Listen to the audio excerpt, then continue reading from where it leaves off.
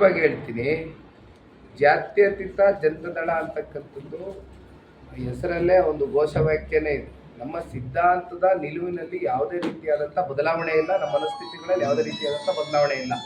ನಾವು ಯಾವತ್ತಿಗೂ ಕೂಡ ಜಾತ್ಯತೀತಾಗೇ ಉಳಿತೇವೆ.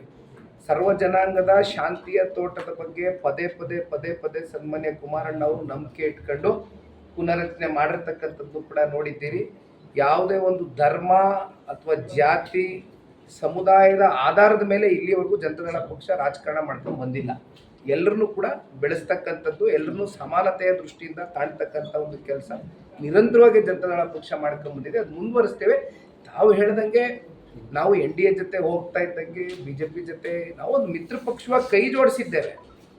V are a political party, we are not merged with anybody. ನಮ್ಮ ಸಿದ್ಧಾಂತ ಯಾರ ಜೊತೆ ಮರ್ಜ್ ಮಾಡಿಲ್ಲ. We are a separate political party. ನಮ್ದಾದಂಥ ಸಿದ್ಧಾಂತ ಇದೆ. ಸೈದ್ಧಾಂತಿಕವಾಗಿ ನಾವೊಂದು ದೃಢ ನಂಬಿಕೆ ಮೇಲೆ ಈ ಪಾರ್ಟಿ ಕಟ್ಟಿ ಸನ್ಮಾನ್ಯ ದೇವೇಗೌಡರು ಸಾಹೇಬರು ಬೆಳೆಸಿದ್ದಾರೆ.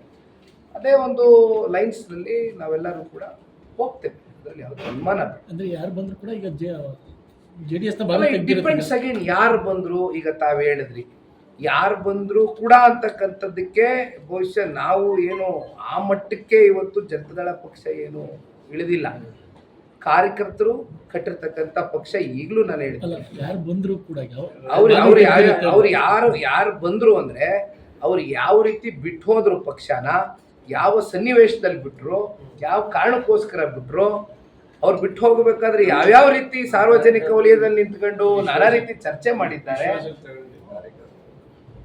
ಅದೆಲ್ಲವೂ ಕೂಡ ಪರಿಗಣಿಸಿ ಅಲ್ಲಿಂದ ಪಕ್ಷದ ವರಿಷ್ಠರು ಯಾರಿಗೆ ಕರ್ಕೋಬೇಕು ಅಥವಾ ಯಾರನ್ನ ದೂರ ಇಡಬೇಕು ಅಂತಕ್ಕಂಥದ್ದು ಅವತ್ತು ನಿರ್ಧಾರ ಆಗ್ತದೆ. ಹಿಂದೂಗಳ ಸಂಕೇತ, ಹಿಂದೂ ಧರ್ಮದ ಸಂಕೇತ. ನಮ್ದು ಹಸಿರು ಯಾವಾಗ್ಲೂ ಇರ್ತದೆ ಮೈ ಮೇಲೆ. ಮೀಸಲಾತಿಯ ಸೋಲು ಇದು NDA ಸೋಲಲ್ಲ, ಇದು ಪ್ರಧಾನಮಂತ್ರಿಗಳ ಸೋಲಲ್ಲ, ಇದು ಪ್ರಜಾಪ್ರಭುತ್ವದ ಸೋಲಾಗಿರ್ತಕ್ಕಂಥದ್ದು. ಇದಕ್ಕೆ ಮೂಲ ಕಾರಣ ಕಾಂಗ್ರೆಸ್ನವರು ಮತ್ತು ಪ್ರತಿಪಕ್ಷದವರು ಇವತ್ತೆಲ್ಲ ಸೇರಿ ಏನು ಸಂಪೂರ್ಣವಾಗಿ ಆ ಬಿಲ್ಲನ್ನು ತಿರಸ್ಕಾರ ಮಾಡ್ತಕ್ಕಂಥ ನಿಟ್ಟಿನಲ್ಲಿ ವಿರುದ್ಧವಾದಂಥ ವೋಟಿಂಗ್ನ ಮಾಡಿದ್ದಾರೆ. ಒಂದು 2-3 ಅಂಶ ನಾನು ನಿಮ್ಮ ಮುಂದೆ ಇಡಲಿಕ್ಕೆ ಬಯಸ್ತೇನೆ.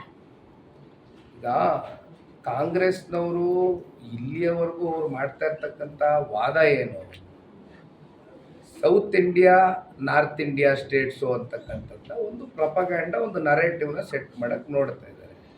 ನಿರ್ಭೀತ, ನಿಷ್ಪಕ್ಷಪಾತ, ವಿಶ್ವಾಸಾರ್ಹ ಸುದ್ದಿಗಳಿಗೆ ಮತ್ತೊಂದು ಹೆಸರಾಗಿರುವಂತ ನ್ಯೂಸ್ 18 ಕನ್ನಡ ಈಗ ಆಪ್ನಲ್ಲೂ ಲಭ್ಯವಿದೆ. ದಯವಿಟ್ಟು ಇಲ್ಲಿರುವ QR ಕೋಡ್ ಅನ್ನ ಸ್ಕ್ಯಾನ್ ಮಾಡಿಕೊಂಡು ಆಪ್ ಅನ್ನ ಡೌನ್ಲೋಡ್ ಮಾಡೋದಕ್ಕೆ ಮರಿಬೇಡಿ. ನಿಮ್ಮ ಬೆಂಬಲ ಹೀಗೆ ಸದಾ ನಮ್ಮೊಂದಿಗಿರಲಿ. ಧನ್ಯವಾದ.